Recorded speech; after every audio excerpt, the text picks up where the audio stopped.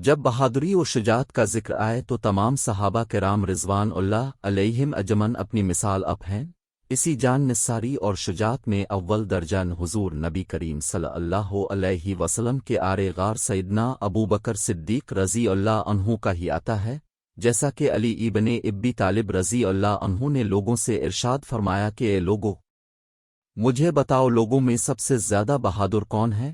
لوگوں نے کہا اے امیر المومنین اب حضرت علی رضی اللہ عنہ نے جواب دیا، میں جس دشمن کے مقابلے کے لیے نکلا ہوں اس سے میں نے اپنا حق پورا لیا ہے، یعنی ہمیشہ اپنے دشمن کو شکست دی ہے، لیکن مجھ سے بھی زیادہ بہادر ایک اور شخصیت ہے، بتاؤ کہ لوگوں میں سب سے زیادہ بہادر وہ کون ہے؟ لوگوں نے کہا پھر ہم تو نہیں جانتے، اب ہی بتائیں وہ کون ہے؟ انہوں نے کہا وہ ابو بکر صدیق رضی اللہ عنہ ہیں۔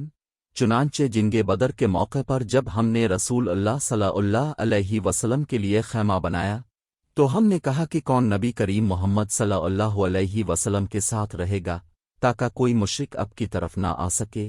اللہ کی قسم اس وقت کوئی بھی نبی کریم صلی اللہ علیہ وسلم کے ساتھ رہنے کی ہمت نہ کر سکا، دشمن کا خوف بہت زیادہ تھا، بس ایک حضرت ابو بکر صدیق رضی اللہ عنہ ہی ایسے تھے جو تلوار سونت کر حضور اکرم صلی اللہ علیہ وسلم کے سرہانے کھڑے ہوئے تھے۔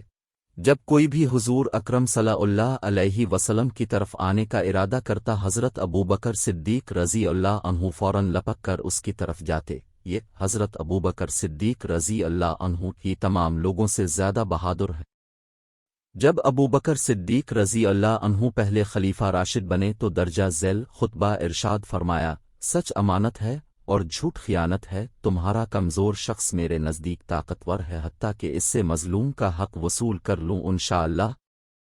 جب کوئی قوم جہاد فی سبیل اللہ سے منہ موڑ لیتی ہے تو اللہ تعالیٰ اسے ذلیل کر دیتے ہیں۔ جس قوم میں بے حیائی عام ہو جائے اللہ تعالیٰ ان پر عمومی عذاب نازل کر دیتا ہے۔ میری اطاعت اس وقت تک کرنا جب تک میں اللہ اور اس کے رسول کی اطاعت کرتا رہوں، جب میں اللہ اور اس کے رسول کی نافرمانی کرنے لگوں تو تم پر میری اطاعت ضروری نہیں۔ الفاتحہ نماز ادا کرو، اللہ تعالیٰ تم پر رحم فرمائے۔ حضرت ابو بکر صدیق رضی اللہ عنہ کے خلیفہ بننے کے بعد ارتداد کا فتنہ سر اٹھانے لگا تو اب رضی اللہ عنہ نے اسلام کی عمارت بچانے کی غرض سے مثالی خدمات انجام دی۔